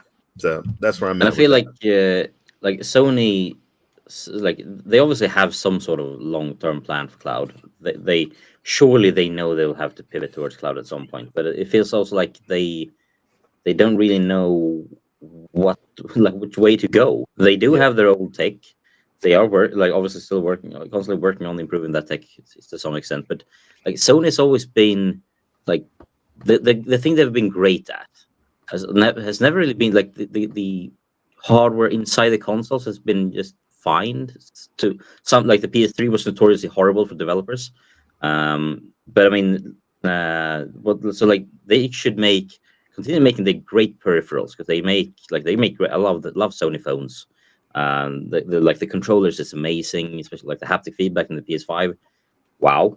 The PSVR is a great piece of tech as well. They made VR affordable when no one else was. So that they have everything they need, and they have the great studios and great IPs. Just keep doing game publishing, first party development. Keep doing your peripherals. Keep doing the consoles for body's sake. Just for the fans of hardware, for the people who can't use cloud. That it will be a niche product, but still you can keep doing it. But they have to start pivoting to. Either they go multi-platform publisher, we make accessories, we make games, and we publish it everywhere, and grab deals with Game Pass. Release day one on Game Pass for all I care. Just do what you need to get the games out there and get the money in. But they have to stop thinking of themselves as we are it's us and Microsoft, and then Nintendo does what Nintendo.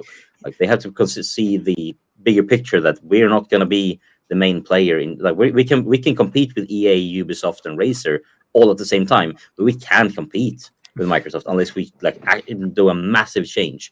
And I mean, if that change is let's sign up for instant streaming for games by Google, then sure, do it. That would be great. But this is a graphic that we looked at a couple of weeks ago, funnily enough, on this show. Yeah. But I think it's worth looking at it again if you want to kind of get your head where Sony is. So that blue bar, and this is each of those three chunks of color are the three different fiscal years. So you've got 19, 20, and 21. We don't have a 22. But that blue bar, which, as you can see, protrudes further out to the right than any of the other color bars, and these are all Sony's revenue streams. The blue bar, which is by far the longest, is their gaming and their network services. Right. Wow. So Sony is actually making more money, more revenue from its game sales and its PlayStation sales and so on than it is anything else that it has. And that's cameras, music, movies, even stuff that we're not. Financial services. The big one is the blue one. Obviously, it was massive in 20 because, of course, COVID. But even then in 21, it didn't drop massively. It was bigger than 19. So in order to keep their shareholders on side, They can't do what Microsoft or what Xbox is doing. Xbox, if you think about it, as you know, with Sony being the dominant player in terms of how many sales, how many PlayStations they sell, how many games they sell, and how many people subscribe, Microsoft haven't anything to lose. They've got to come up with a strategy that does not take Sony on headlong against hardware, because Sony are absolutely dominating it, whereas Sony has to be really careful. They can't go, let's ditch all of our traditional sales models, because actually, guys, we're going to suffer massively financially if we stop selling hardware and we stop selling games tomorrow. So you can transition could be very dangerous for them. So you can see in many ways why to us we're going, Microsoft are creeping up and they're really popping you in the face, and Sony's going, we're not stupid, we can see what's going on, we're lining it all up, but we've got to do it like much slower than them, because if we suddenly change tomorrow, you know, we're going to end up doing what Google's just done, which is take a nosedive and have to get rid of a ton of stuff. So just my take on it, but I think this is quite a revealing statistic when you look at, because this came from Bjorn and I, we were talking about where we thought their revenue was, weren't we? And I think I can't remember what you said now, but we just I remember that the imaging was way higher than it was, but it's still sizable, to be honest. Like and you know, I imagine things like like it says pictures in gray, and the music, the darker color. You'd sort of imagine Sony must be massive in that space, but it isn't. And I mean, and I mean the imaging and sensing solutions. That's not that much of their own cameras that they sell to consumers. That's mostly cameras and sensors that they sell to like other phone makers. If you have a Samsung phone, or like a phone of basically any brand, except like the big ones, then it's a Sony built camera sensor. Inside of that. Yeah, but in each of those years, I mean, it's 27% in the most recent one within this chart. Obviously, electronic products and solutions just behind there. So that's your Bravias and so on. But I mean, look at that. Look at 2020. It was 29.5%.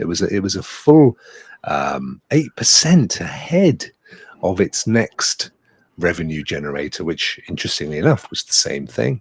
That corporate elimination, whatever the heck that was down 2.1. But again, I suppose if that was putting on events and things, they couldn't do that, could they? In 2020, and it came up 2%. It recovered, so it's in the most. But that's an interesting. So I think you agree. That's an interesting statistic. Yeah, for sure. Let me just say my piece real quick, and then I got to bounce for sure. Yeah, of course, my friend. But yeah, I definitely think right now, which is interesting in history, Xbox is ahead and Sony is playing follow the leader. But like you said, they have to be really careful in doing that, because a lot of their fan base has followed PlayStation, you know, very closely, in understanding that their hardware is the most important thing. It's the best place to play. It's where the pros play, the professionals, you know, the hardcore gamers. You know, that's what PlayStation is saying to their fans. This is the ideal way to play any game. And the other thing is, when you think of their big claims to fame of all these big games, right? You know, God of War, you know, Horizon, what is it? The Last of Us, things like that. You know, I think since they are, like you were saying, a little bit behind, and they can't just jump on cloud and potentially, you know, leave themselves vulnerable, because they haven't been doing it as long as Microsoft's been. And that's not their philosophy, you know, which is another dangerous thing. I think that's why we're seeing a lot of these like remasters, because they're telling their fans like, hey, remember this?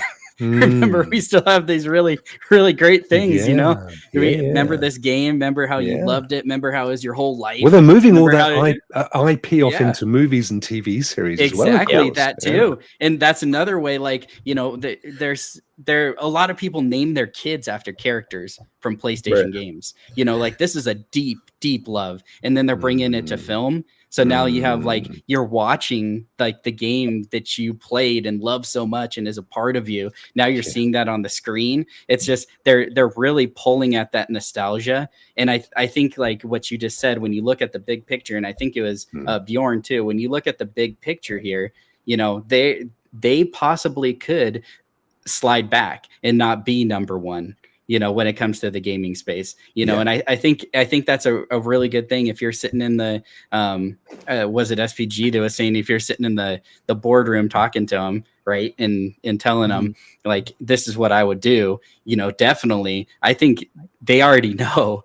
They already see what Microsoft's doing. And so they already know, okay, this is what we need to start leaning a little bit more on. But at the same time, they need to keep that same base and say, hey, no, remember, our hardware is more important than cloud. Hey, remember, our first party, exclusive games are better than Microsoft's, type situation. And so I do like what Microsoft's doing. And, I do think it's the best value of gaming. If I had to cancel everything but one subscription, I would keep Game Pass Ultimate. That's just me personally. But I think moving forward, I think we're going to start to see PlayStation do something very similar. And I think we're going to start to see Nintendo do something similar as well. If I was a judge, hey Nintendo, how you guys doing? Oh man, we doing all right. We holding up our own. We cool, man. What's up, Sony? What the hell's going on with you? You never knew Nintendo were from Jamaica, did you? I mean, you don't see Nintendo's like, oh my god, this guy, oh my god, but no, and it's like, well, Nintendo's not making a big fuss. What's going on, Sony? And I think Microsoft is really lucky. Good point, Ray. Yeah, Microsoft is really lucky that they've managed to put themselves in a position where they have the luxury and the opportunity to play around with and to try their way forward. And they can do that for years before they finalize the way they want to do things. Whereas Sony they have their thing now, but they have to be gearing up for something.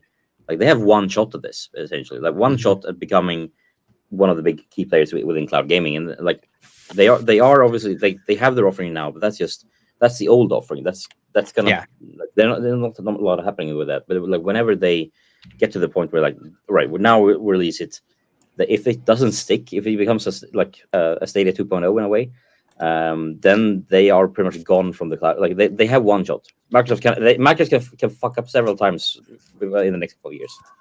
Yeah, and I think that's the other thing is they need to have day and date games, right? So they need to bring back something I can't remember who's talking about all their old IPs. Bring back a Jack and Daxter, day one drops on PS Plus Premium, or you got a Resistance, right? Resistance Fall of Man, a brand new one. Killzone, right there, Resistance, right there. They dropped that day and date. Oh my goodness! They have a good deal with Square Enix also. Drop Final Fantasy in there, that would be amazing too. Oh, superb!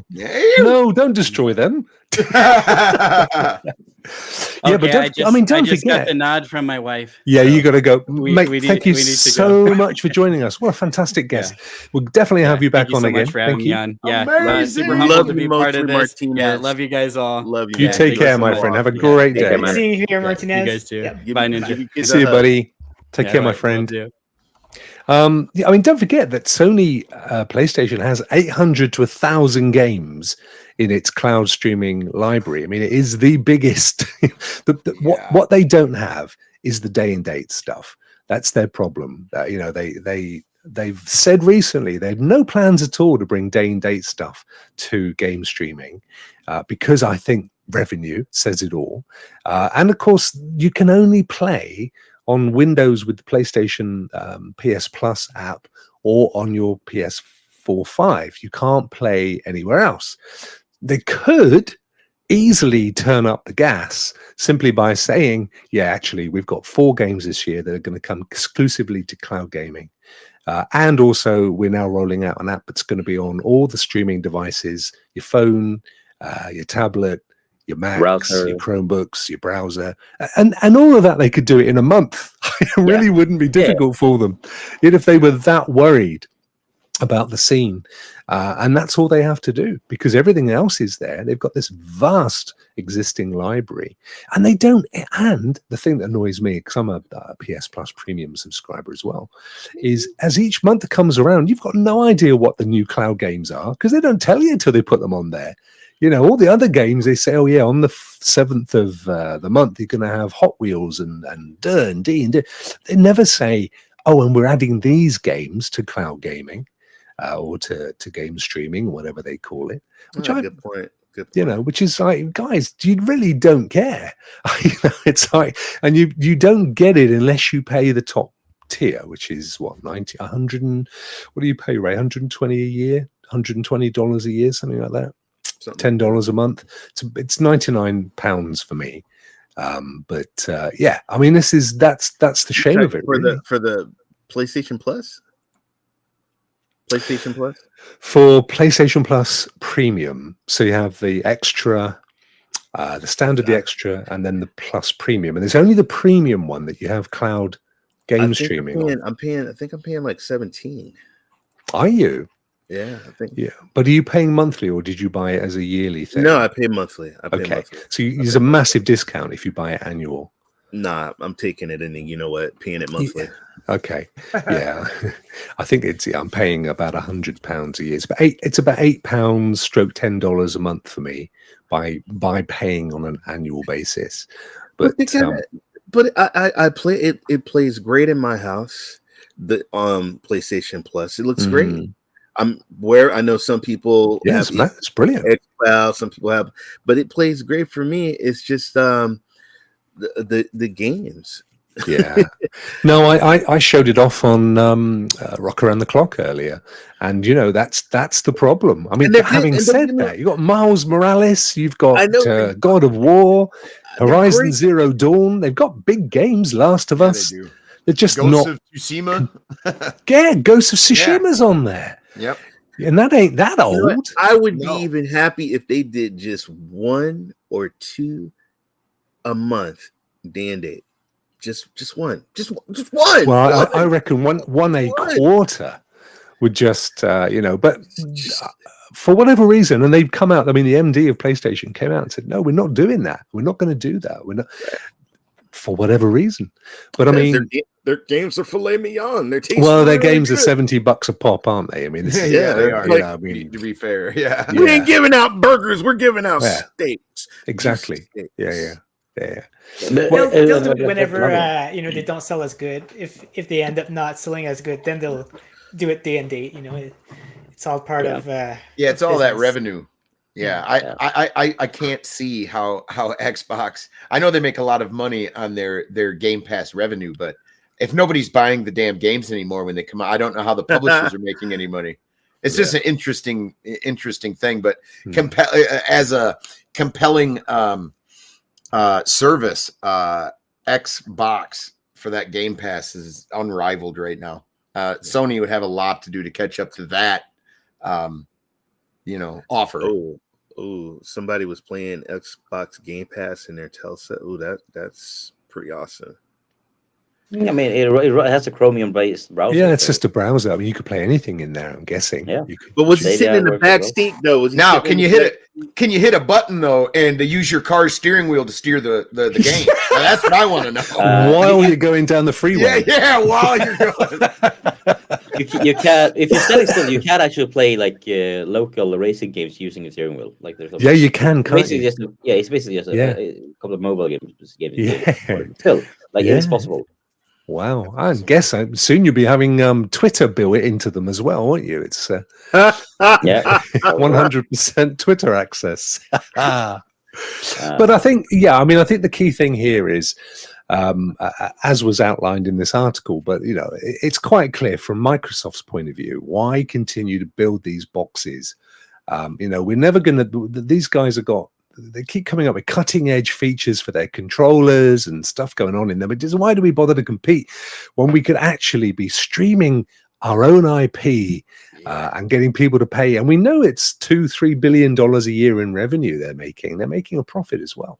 So it's the way to go for them. Yeah, and another very thing that I find very confusing is there's no.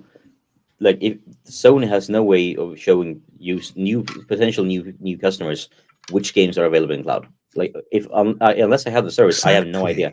Exactly. Fortunately, there are like third-party services, databases, like Cloudbase and a few others. But still, the fact that they don't even tell me this is the list of like, games available in cloud. They just say, oh, we have 700 games. Like, but which ones? Like, I don't want to have. It feels to me like what they've basically done is they've put all of the basics in place, and they've said, look, we'll just let it tick over, but we're not going to promote it. We're not going to push it. We're not going to join all the dots until we're ready. And they're not ready. They're not going to do that until the rest of the world has gone. What we never used to play in the cloud, Daddy. That's ridiculous. That's the point where they'll go, here you go. And in 1 month, they can turn it on and have it amazing, with all of those games coming under a subscription. But it ain't going to happen. If they don't, because if they miss that window, it's I think it's because they do have only that one chance. Because we'll see. They could have been in the position that Microsoft is in if they had been gone out, because I mean they were the first to do cloud gaming. Period.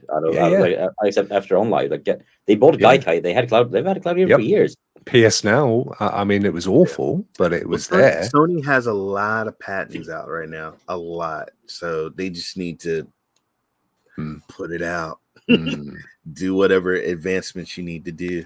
Yeah, it's interesting, Ray, isn't it? Because you'd think that the kind of people that would be most resistant to cloud gaming would be PC owners, and yet GeForce Now is doing pretty good from what I understand. And people are becoming more and more interested in it. You'd think people that would be really keen to get into it would be console owners, because they're not as tied to that whole kind of, I've got the best, 8K kit and so on. It's kind of a different mentality, and you can see it with Xbox. I mean, I don't know what the percentage is. Well, that's like me and SPG get into it sometimes, because I just got a note. I'm getting ready to get my Shadow PC upgraded to 3070. I can't wait. I know he's a PC builder. He likes hardware. I like my PC. I like to carry it in my pocket. I can take it anywhere I can go. I can take my PC on vacation. That's the advantages I have. I can also Ray, another advantage you have is you're going to invest and you're going to be basically renting the 3070. But one thing I can't do is 2 years from now have a different machine. Like they could upgrade you at any point to the 4090. I mean, technically. I got a friend. He's the one who got me to get a PC. He hated consoles, and he says, dude, PC is where it's at. It's, oh my God, I got this 30. Back then it was a 3070 that was really popular, and he was telling me all this, and he got me. People like hardware, physical stuff, and some people are just not willing to. Yeah, it's always going to be the case, isn't it? And so there's always going to be an element of people, the same as there are still people now that love the feel of vinyl. And the Wright brothers, when they was trying to fly a plane, everybody was laughing at them like, you look at these. Where are they now? Hey, Ray. I mean, because it's technology. Some people embrace it, and some people are like, hold on. People don't resistant to change. No, I get that. But you hear from different quarters that there was an article I looked at yesterday in Rock Around the Clock, and there was a guy say, I think he was from Rage. Is it Rage Games? And he was saying, cloud definitely is 100% is the future, but you're looking like a decade or more down the road. And I'm thinking, that's ridiculous. Well, look what's happened over the last 2 years. 10 years from now, we won't even remember what hardware looked like. He has a story. They actually has a story. Riot Games has a story on Netflix where they were talking about arena games and stuff, and it's like, really, you think watching people play a bunch of video games is ever going to be bigger than football or soccer or anything? And now all over the world, Europe, Korea, everywhere, you got kids, popcorns, balloons, and they're watching Legends of Legions or whatever the hell that game, all these different games. I mean, it's so I don't know. He might be. See, Crow makes a point when cloud is as good as hardware. But to be honest with you, Stadia was there. Well, purists will tell you that CDs have never been as good as vinyl, but it never stopped the market from exploding. Or VHS was anywhere as good as Cinefilm. but I don't remember ever seeing many people with cine cameras when I was growing up. I don't think it matters as much as it does, for example, the other points. Convenience, the fact that you don't have to order a game and wait 2 weeks for it to come, or download it and then run out of hard disk space. There's other factors, I think, beyond just purely how good it looks to people like, Ray and I, 3080, we know what looks good and what looks shite, but a lot of folk out there don't know the difference. And as long as it's a game and they can play it, and it was really easy to play, and they didn't have to go out and buy a massive PC or a massive console or an expensive this, that, and the other, and they could just turn on their TV and play the damn thing. That's why I think it's going to take off, not necessarily because it's comparable to an 8K PC streamed game that only 4 people in the world can actually play anyway. And one of them being William. Yeah. What are your thoughts, Ninja? Yeah, so Cloud has been with us since on live, like Bjorn said, and even then, I was one of the early adopters. It was so good; it worked very well.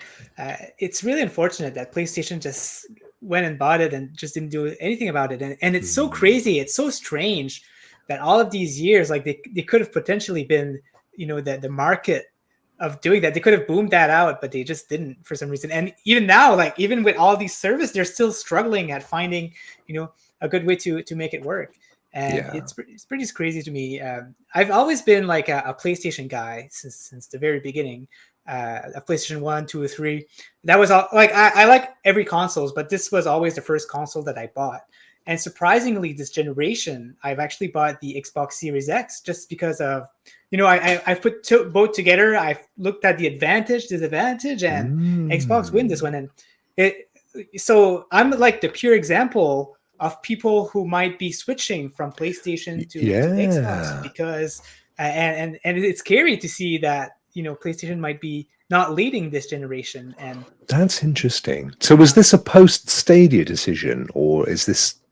That was after, because Stadia was actually my first decision because I could not find any consoles anywhere, right? They were both sold out. They were both pretty expensive, and Stadia was perfect. I bought the Xbox Series X in June, and that was mostly because I felt like I was there were some games that I needed to catch up that I could play on Stadia, but Stadia was still my first preferred platform for sure. Well, what I've noticed is I've been trying different services. I'm trying to replace Stadia, and there's no one size fits all that's going to replace the ease of use, that's going to replace any there's some you can get most things from different services, but some were just specific to Stadia, and I'm gonna miss all that. I really am. I have to get 4 different services or 3 to try to even compete with what Stadia was giving me. See, I got $10. So see, my game consoles and my platforms, they're all different girls with different tricks, man. They all got, each of them come with certain things that they can do better than the other one. And wait a minute, should I? I'm trying to work on that analogy, Ray. I think you don't want to say that one on air. Yeah, he was referring to the circus, weren't you, Mike? You were. That's what you were talking about. I'm just saying, you got different cars, and you got this car has this, this car don't have this and this, and I know what I'm gonna get when I'm playing this. When I'm getting GeForce now, I'm sorry, but when I'm playing Cyberpunk, it looks freaking amazing. The problem is that for people like us that had already invested in multiple streaming services, so you and I, Ray, we've had GeForce and Stadia and tried out Noir. What's wrong with Noir then, Ninja? How would you pronounce it then? Well, Nu is like a knot, so you're saying black knot. Exactly what I'm saying. But you're not saying nuts, you're saying knot. It is called black nut. That's exactly what it's called. You got your nut wrong. It's called black nut. I was perfectly on the money there. I knew I was. Flipping Canadian. But your nut, but I do want to say, but some people don't have it like me and Rock. They be blessed to have multiple platforms to play on it, and I get that. And then I have friends that are in their 50s that I'm not an expert. I just want something. I'm a casual gamer. I just want to get in. I just want to play. And that Stadia was that platform, and it was so easy. But that's the thing, because you and I, we've got them all. So for us, it's like, yeah, well, it's horses for courses, and we do like the really, lovely ray tracing stuff over here with GeForce Now, and then we want to just jump into some retro. We play it on there and so on, or it's got those games on Game Pass. But of course, for most folk, they just paid on the one platform, particularly if so, and that's why I've been trying every day on my Rokk Around the Clock to look at each service and come at it from what's the best place for a state. Actually, I found it to be Blacknut. I actually think that, because Luna would probably be the one, but it's only available, as we all know, locked away in the Americas. That's right. I gotta keep thinking. That's right. Yeah. So would you say you had your hands full, Rokk? Oh, look, it's already upset. It's already upset Ninja One. My black nut. Yeah. Oh my gosh. He can't get over the fact that it's a singular black nut. He's really upset about that. He wanted it to be plural. Exactly right. I can tell my situation, I guess, with the cloud. So Stadia, I really enjoyed it, but I've never really invested into other cloud platform because Stadia was enough for me. Yeah. And without Stadia, and I look at the others, and I feel like to get the full experience, I would need maybe to purchase more than one service, and I just can't afford that. The GeForce 3080. Luckily, I got it today, so I'll be able to play it. But it's not something that I afford with whatever. You've got the 3080 tier today. Yeah, I was approached by GFN, so luckily I'll be able. We don't tell people that. I don't have anything. So impartiality. Okay. Yeah. We don't allow it to cloud our judgment. Okay, but you've not tried it yet. Yes, I sneaked some a little bit of gameplay during my lunchtime. I played Genshin Impact and Warframe, and they look wonderful. Yeah. And I know that Jem, he's in the chat. His first reaction when he tried it, Rainbow Six, is the latency. I like it. It's so good. It's so like the latency is amazing. Yeah. So 3080 is incredible. Yeah. It's so cool. Technologically, it's bizarrely good. And it literally, the latency is less apparently than a Series X under your television. I mean, how? That's a good question. I'm not How sure is that about even a possibility? Yeah, it is. But yeah, the morals of the story was more like I've never had anything against the other cloud platform, like cloud services. They're just all different and have their own thing. It just wasn't for me. But because now I'm able choice. To play it. Yeah, now that I can play it, of course I'm going to play it, enjoy it. No, it's an amazing service, but that's the whole thing. It's not available to everybody, and for some, I don't think it matters if the kind of the latency, like you're just saying with yourself and Jem, and if you're doing multiple, I've always maintained, and I still maintain to this day, that where Stadia was going was largely for the casual gamer, the fathers, the families, that kind of arena. Therefore, none of that stuff mattered a huge amount, which is why I think Blacknut probably ticks a lot of boxes, because it's very family oriented. It's got quite a nice interface. Well, it will have when they've updated their streaming apps. But we still don't know whether Luna's going to ever break out in the US. I hope so. I really hope so. I don't understand what they're playing at. I really don't. I mean, it's Amazon. It's not like it's some little tiny startup that can't afford to expand to its existing networks, right? But I mean, when Luna came out, I swear to God, the two campaigns was almost similar to Stadia's. If you look how they had everything laid out, it was almost similar how they had the laptop, they had the tablets, everything pretty much laid out. I think they're watching, like they were seeing what was going on with Stadia. I think they're watching, dotting their I's, crossing their T's, and making sure, we don't want this to happen to us. I think they're doing pretty good as a subscription. And I just think they're just going to take their time and go slow, because look at the market. It's not of that huge of a market right now in cloud. So, and I mean, also Amazon, consider they've had the being just having Amazon.com or .uk or .de, everything sure, Sweden isn't that big a country, but still we are. It's pretty big physically. Yeah, physically, but we're like what 10 million in the whole country. Yeah, great Wi-Fi. And great great connectivity. And I love your films. We are.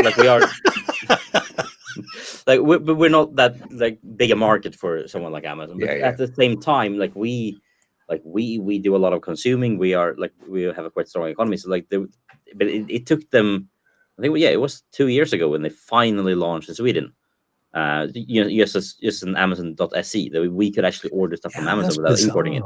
Yeah. And when they did, it was completely translated using machine Google Translate and 100%.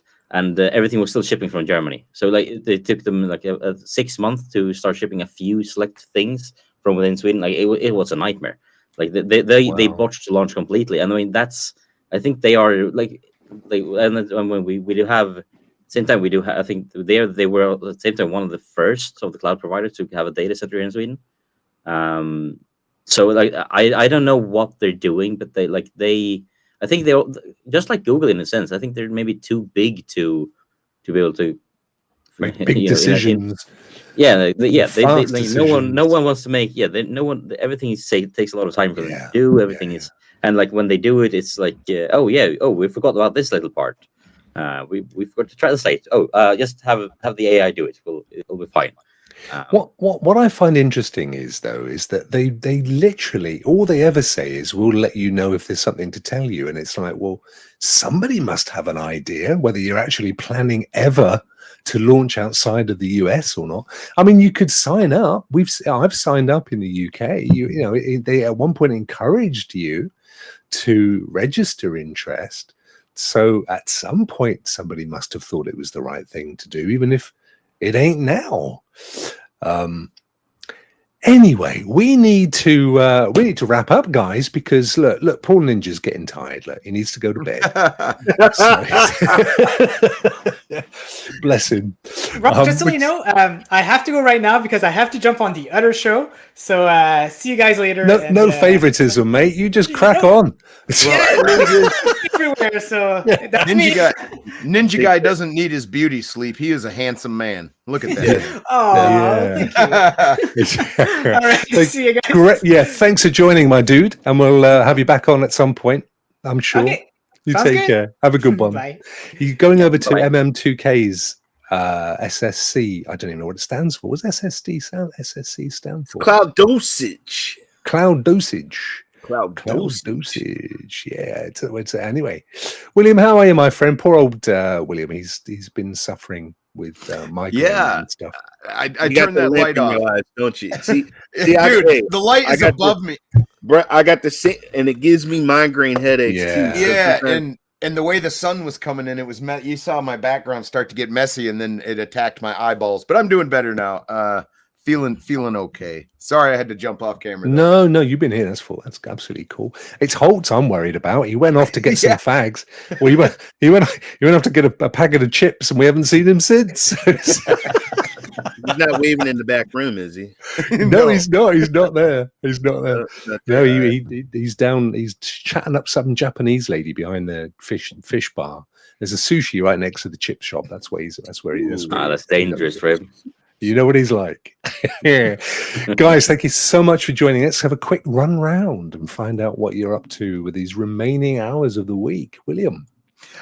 Tomorrow at 12 CST, I'll be doing a first look at Scorn. The game is atmospheric. It's a horror-esque game, and it should look absolutely stunning in high resolution. So tune in if you want to check out a first look with SPG.